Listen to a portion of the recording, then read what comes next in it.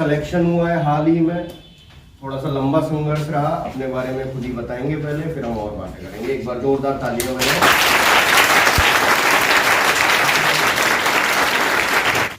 Good morning सभी को। मैंने अपनी बीएससी नर्सिंग अमोघ इंस्टीट्यूट से की है गाजियाबाद में, मेरा कॉलेज ना। उसके बाद में ज़्यादा कुछ मतलब बिलो एवरेज बच्चा था। उसके बाद मैंने यहाँ पे कोचिंग ज्वाइन की। तो मतलब ऐसा लगा कि सरकारी नौकरी लेना थोड़ा टफ है। सबको लगता है मतलब कि सरकारी नौकरी लेना टफ है थोड़ा ज़्यादा, कि उसके लिए बहुत ज़्यादा मेहनत करनी पड़ेगी। ये सच्चा कि मेहनत तो करनी पड़ेगी, लेकिन उसमें दो चीज़ हैं आपके लिए, ठीक है, कि कंसिस्टेंसी और पकड़ के रखना चीज़ों को। ऐसे नहीं कि अगर अभी आपको सफलता नहीं मिल रही तो आपने गिव अप कर दिया। जहाँ आपने गिव अप कर दिया फिर आप उस रेस से बाहर हो जाओगे। समझ रहे हो उस चीज़ को? क्या अभी जैसे अगर आपका एक एग्जाम में निकला, आपके अंदर नेगेटिव फीलिंग्स आएंगी, आप सोचोगे नहीं अब नहीं हो आराम से, क्या घर वाले फोर्स करेंगे, उनको एक बार बोलो कि अगली बार में हो जाएगा। 3-4 बार ऐसे तुम्हारे फेलियर आएंगे जरूर। फेलियर से सीखो। ये नहीं कि अगर एक एग्जाम में फेल हो गए आप लोग तो उस चीज़ को आपने छोड़ दिया, फिर तो आप ऑलरेडी रेस से बाहर हो गए, उससे कोई फायदा है नहीं। अगर आप अभी कितने बच्चे प्राइवेट में जॉब कर रहे हैं, कोई नहीं कर रहा, जो करके आए आप सबको पता है प्राइवेट में क्या हालत है। 20-20 हज़ार रुपये में वो ऐसा लगता है कि नौकर खरीद लिया उन्होंने। सही में ये हालत है प्राइवेट की। मैंने भी किया 1 महीने, मेरे को ये इसलिए तो 4 साल मेहनत इसलिए नहीं की बीएससी नर्सिंग करने के लिए। तो वो चीज़ें है दिमाग में रखो और मेहनत करते रहो। ये नहीं कि 1 महीना पढ़ लिया, बीच में गैप नहीं होना चाहिए। कंसिस्टेंसी सबसे मेन चीज़ है। जब तक आपको नौकरी नहीं लग जाती, सरकारी नौकरी नहीं मिलती किसी भी चीज़ में, ठीक है, तो कंसिस्टेंसी अपनी बरकरार रखो। एक ये और बताओ इनको कि आपने 2-3 एग्जाम दिए, उनमें फेलियर मिला आपको, तो आपने उस समय फिर क्या नई चीज़ ट्राई की जिससे आपका सिलेक्शन हुआ? मेरे सबसे पहले एग्जाम था सर जनवरी के बाद SGPJ, जिसमें उसमें मेरे को मतलब रैंक थोड़ी ज़्यादा ऊपर आई थी, 10,000 से भी ऊपर थी सबसे रैंक। तो उस टाइम पे ऐसा लग रहा था कि यार पता नहीं कर पाएंगे नहीं कर पाएंगे, हो पाएगा नहीं हो पाएगा, क्योंकि रैंक इतनी ऊपर थी। हालांकि जब 1 महीना हुआ था, फरवरी में लग गया था एग्जाम, मैंने जनवरी में स्टार्ट की थी नहीं कोचिंग ना पिछले साल। तो उसके बाद फिर एक SGPJ और हुआ, उसमें भी सिलेक्शन नहीं हुआ। उसमें खैर मेरी तबीयत खराब हो गई थी तो उस वजह से मतलब उसमें भी नहीं हुआ सिलेक्शन। लेकिन उसके अंदर घर वाले बोलने लगे कि क्या पढ़ रहा है, सब बोल मतलब सबके घर वाले बोलने लगते हैं कि अगर रिजल्ट नहीं आता ना तो पैसे खर्च करते हैं घर वाले। तो मैंने बोला थोड़ा और टाइम दो मेरे को। उसके बाद फिर नोट सेट आया। नोट सेट वो थोड़ा पेपर ये ऐसा था, सबके लिए हार्ड था वो तो यार, उसमें भी नहीं हुआ। लेकिन उसके बाद फिर एक इटावा वाला आया, इटावा में मेरा सिलेक्शन हो गया। तो घर वाले भी खुश थे। हालांकि मैंने घर वालों को कुछ बताया नहीं था पहले, वरना अगर घर वालों को बताता तो हालांकि मेरे को वहाँ जाना नहीं था, घर वालों को बताता तो मेरे को भेज देते। तो इटावा में हुआ। उसके बाद नोट सेट का प्री भी निकला, मेंस में थोड़ा कम नंबर आए। उसके बाद फिर मेरा KGU में सिलेक्शन हुआ फाइनली। अभी मैं DV करा के आया।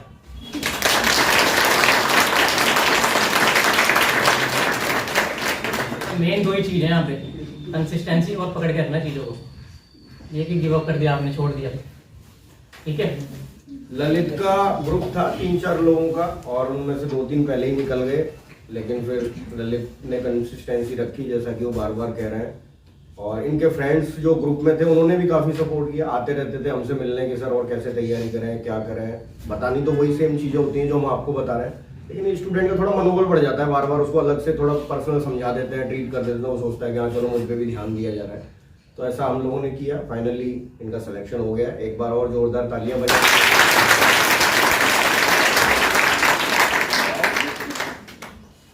इनके बारे में शायद शिवानी ज़्यादा अच्छे से बता पाएंगे, इनके ग्रुप के ही। मेरा नाम शिवानी है और मैं लास्ट बैच 40 की स्टूडेंट हूँ। यहाँ पे यहीं से पढ़ के निकले हैं, हमारी फर्स्ट डेमो क्लास यहीं हुई थी। और ये ललित है मेरा फ्रेंड है, इसका भी KGM में सिलेक्शन हुआ है। मैं फिलहाल एम दिल्ली में हूँ। लास्ट ईयर मेरा ड्यूरिंग कोचिंग ही यहाँ पे सिलेक्शन हुआ था। और मतलब जिस तरीके से इसमें बोला कि कंसिस्टेंसी पढ़ते रहो, उसके अलावा तो कुछ और नहीं है। उसके अलावा सब अपने ऊपर ना कॉन्फिडेंस रखो। कभी ये मत सोचना किसी भी एग्जाम के टाइम में कि हम पढ़ रहे हैं, हमारा सिलेक्शन नहीं हो रहा, दूसरे का हो रहा है, ठीक है। दूसरे को देख के तो मोटिवेट हो सकते हो, पर डीमोटिवेट मत होना, सबसे बड़ी बात यही है। और इसने बहुत ज़्यादा स्ट्रगल किया है, बहुत ज़्यादा स्ट्रगल किया है। और मैं यही बोलूँगी, इसके फैमिली सर्कमस्टांसेस बहुत ज़्यादा ख़राब थे, फादर नहीं है, मम्मी अकेले ही सपोर्ट करी थी और उसके पास कोचिंग के पैसे भी नहीं थे। इसने क्रिकेट खेल के यहाँ के लिए पैसे कलेक्ट किए थे। तो मुझे लगता है कि हो सकता है कि कुछ लोगों के घर में प्रॉब्लम्स हो, कुछ लोगों के घर में प्रॉब्लम्स ना हो, बट अल्टीमेटली तुम्हारा तो गोल यही है ना कि तुम लोगों को गवर्नमेंट जॉब चाहिए। तो कितनी भी प्रॉब्लम्स है, हमेशा ध्यान रखना कि अगर तुम उन प्रॉब्लम्स को पार कर लोगे ना तो तुम्हें पक्का वो चीज़ मिलेगी जो तुम्हें चाहिए।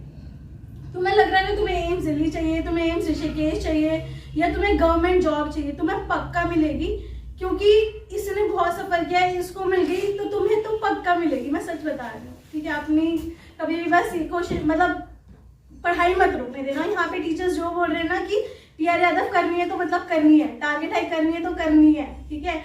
इंग्लिश 4 बार पढ़ो तो उसको पढ़ो, ये मत सोचो कि हाँ मैंने एक बार पढ़ ली हो जाएगा। अपने साथ वालों से डिस्कस करो, अपना ग्रुप इस तरीके से रखो जो पॉजिटिवली बोले। कभी भी एक तो जो बच्चा बोल रहे ना मेरा सिलेक्शन नहीं होगा, उससे तो बात ही मत करना, क्योंकि अगर तुम बोलोगे ना मेरा नहीं होगा, तुम्हें देख के अरे ये तो पढ़ रहा है इसका नहीं होगा, मेरा भी नहीं होगा, कभी इस तरीके से नहीं सोचना। हमेशा अपने दिमाग में रखो, पॉजिटिव रहो, ठीक है। अपना ग्रुप ऐसा रखो जो जहाँ पे तुम डिस्कस कर सको चीज़ें। अपना टाइम यूटिलाइज करो, टाइम बहुत इंपॉर्टेंट है, ठीक है। तुम्हें लग रहा है कि तुम इंस्टाग्राम बंद कर दोगे, इस वजह से तुम्हारा सिलेक्शन नहीं हो रहा है, तुम इंस्टाग्राम बंद कर रहे हो। बात इंस्टाग्राम नहीं है, बात फोन है, ठीक है। तुम इंस्टाग्राम नहीं चलाओगे तो तुम यूट्यूब चलाओगे जाके, तो वो तुम्हें सेल्फ कंट्रोल करना है। तुम्हें अगर कुछ यूटिलाइज, अगर तुम उस टाइम को यूटिलाइज दूसरी जगह कर सकते हो तो वो कोशिश करो। और अगर कुछ हेल्प चाहिए तो हमेशा टीचर्स को पूछो, ठीक है। कभी भी ऐसे मत करना कि अगर तुम्हें एक चीज़ समझ में नहीं आ रही ना, कभी मैं सोचना कि सिर्फ मुझे ही नहीं आ रही, हो सकता है किसी और को भी ना आ रही और वो ना पूछ रहा हो, बट पूछ लो। यहाँ पे कोई तुम्हें नहीं डांटेगा पूछने के लिए ना। तुम 36 बार पूछो, तुम एक बहुत अच्छी जगह पढ़ रहे हो, क्योंकि हमें पता है हम लोगों ने यहाँ से सिलेक्शन लिया है। हम लोग भी तुम्हारी तरह ऐसे बैठ के नोट्स लिखते थे एक जगह, यहाँ पे कोई और आता तो हम लोग उनको देख के समझते थे, ठीक है। तो तुम लोगों के पास भी यही वाली चीज़ है। ताकि ऑल द वेरी बेस्ट, अच्छे से पढ़ो, पेपर आने वाले हैं बहुत सारे। और एक बार जो सर आपको बता रहे हैं ना, बिल्कुल आँख बंद करके उसको फॉलो करते जाओ। हाँ, ये बहुत इंपॉर्टेंट है। जितने क्वेश्चन बताते हैं रोज की प्रैक्टिस करो। अगर सर 100 क्वेश्चन बता रहे हैं ना आपको, तो एटलीस्ट 50 तो करो रोज, लेकिन रोज करो, ठीक है। जो सर बता रहे हैं उस हिसाब से। अगर तुम्हें लग रहा है कि तुमसे उतना नहीं हो पा रहा तो एटलीस्ट जितना तुमसे हो पा रहा है उतना करो और अपनी लिमिट्स को पुश करने की कोशिश करो। क्योंकि अगर तुम्हें लग रहा है ना कि हाँ तुम एक सामने वाला बंदा बोल रहा है मैं 400 कर रहा हूँ, लेकिन और तुम 100 ही कर रहे हो, लेकिन एटलीस्ट कम से कम उनको अच्छे से करो। कभी खुद के साथ ये मत करना किताब खोल के बैठे और तुम्हें लग रहा है अच्छा मैं तो कर रहा हूँ, दूसरे को दिखा रहे हो कि तुम कर रहे हो, लेकिन और तुम नहीं कर रहे। ये चीज़ नहीं करनी, ठीक है। अपने आप को धोखा मत देना, ऐसे किताब खोल के टाइम मत वेस्ट करना, पढ़ लेना उसे। यही है। All the best. आप में से कोई कुछ पूछना चाहता है, कोई डाउट आ रहा हो कि इस जर्नी में क्या प्रॉब्लम आती है, क्योंकि इस जर्नी को तो क्रॉस कर चुके ही हैं। अब आपको दिक्कतें आ रही होगी, अगर कोई दिक्कत आपको आ रही है या ऑनलाइन में जो बच्चे देख रहे हैं, अगर वो कोई सवाल पूछना चाहते हैं तो वो पूछ सकते हैं, भेज सकते हैं। हाँ भाई, है किसी का सवाल? एक और चीज़, जो भी बच्चे प्राइवेट जॉब कर कर आए हैं और जिनका सिलेक्शन बाई चांस ऐसा हो रहा है कि सिलेक्शन डिले हो रहा है, दोबारा प्राइवेट जॉब में मत जाना, ठीक है। अगर तुम पढ़ रहे हो तो पढ़ाई कंटिन्यू रखना, चाहे तुम्हें घर वाले तुम्हें कितना भी बोले नहीं वापस प्राइवेट ज्वाइन कर ले, तेरा नहीं हो रहा है, ऐसा मत करना। क्योंकि तुम्हें नहीं पता जो तुम छोड़ कर आए हो ना, अगर तुम वापस वहीं चले जाओगे तो तुम्हारा बिल्कुल सिलेक्शन नहीं होगा, ठीक है। चाहे तुम्हारी कितनी भी फैमिली प्रॉब्लम्स हो, लेकिन उस चीज़ को थोड़ा सा लिमिट को पुश करके ना पढ़ते रहना। क्योंकि अगर तुम वापस प्राइवेट जॉब में चले जाओगे ना बहुत मुश्किल हो जाएगी। और मैं तुम्हें सच बता रही हूँ, प्राइवेट जॉब की ना टेंशन तुम घर लेकर आते हो, सरकारी में नहीं लेकर आते, वो वही रह जाती है सब कुछ, पैसा आता है सब कुछ।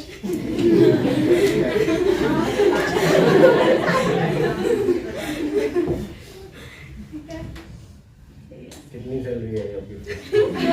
ठीक है, मैं तुम लोगों को बता देती हूँ, मोटिवेट होगी, ठीक है। मेरी ग्रॉस सैलरी 88,000 है, जिसमें अभी मेरा HRA इंक्लूड नहीं है। अगर मेरा HRA इंक्लूड हो जाएगा, वो जो कि 6 मंथ्स बाद आएगा, अगर मेरा HRA इंक्लूड हो जाएगा तो मेरी ग्रॉस सैलरी 1 लाख आएगी। और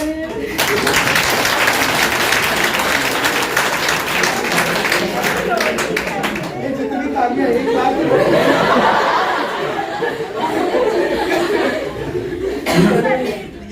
1,000 आएगी, बट आफ्टर डिडक्शन 84,000 समथिंग कुछ आएगा।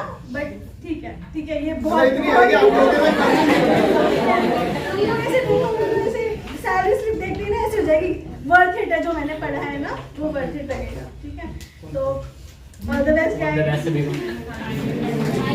देखो, जो भी बच्चे डीमोटिवेट होते हैं ना कि मेरे से नहीं हो रहा, मेरे से नहीं हो रहा, मैं बता दूं कि इस लड़के के बराबर, इस लड़के से आधी भी प्रॉब्लम आपकी लाइफ में नहीं होगी। मतलब जिस माहौल से ये आया है, फादर नहीं, मदर ने ही पाला पोसा, बड़ा किया, नर्सिंग करी, और नर्सिंग करने के बाद भी इतना अच्छा क्रिकेट खेलने वाला, मतलब प्रोफेशनल लेवल पे, लेकिन अपने उस ड्रीम को छोड़ दिया क्योंकि वहां बहुत ही ज्यादा स्ट्रगल है।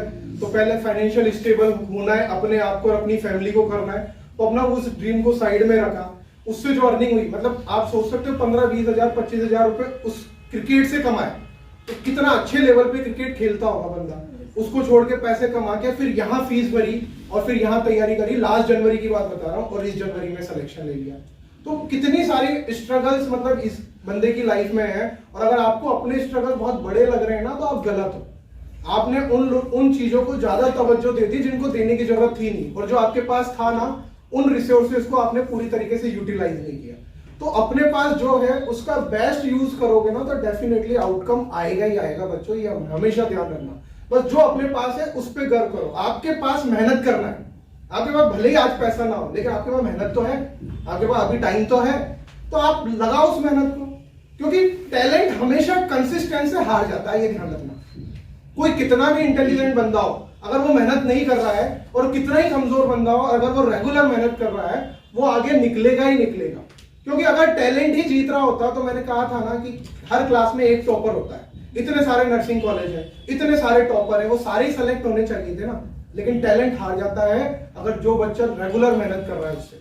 तो रेगुलर मेहनत करने पे ध्यान दो। भले ही आपका पास्ट जो रहा हो, आप पढ़ने में अच्छे रहे हो, नहीं रहे हो, डजंट मैटर, लेकिन आप सोच लो ना कि अब से मुझे रेगुलर मेहनत करनी है, हर दिन करनी है। और ललित भी इसी बात पे अपनी जितनी भी बात बोली है, इस पे फोकस किया है कि सर ने 100 क्वेश्चन बोले, तो भले ही 50 हो रहे हैं तो आज 50 करने हैं। कोई इवेंट आ गया घर में, नहीं पढ़ पा रहे, तो 2 घंटे निकाल के कैसे भी करके पढ़ लिए। 6 घंटे पढ़ते थे, लेकिन आज 6 घंटे नहीं पढ़ पाए, 2 घंटे पढ़ लिए। उस 4 घंटे को बाद में कवर कर लेंगे, कल कर लेंगे, परसों कर लेंगे, लेकिन एक भी दिन का गैप नहीं होना चाहिए। इसलिए रेगुलर मेहनत करो, रिजल्ट तो आएंगे आएंगे।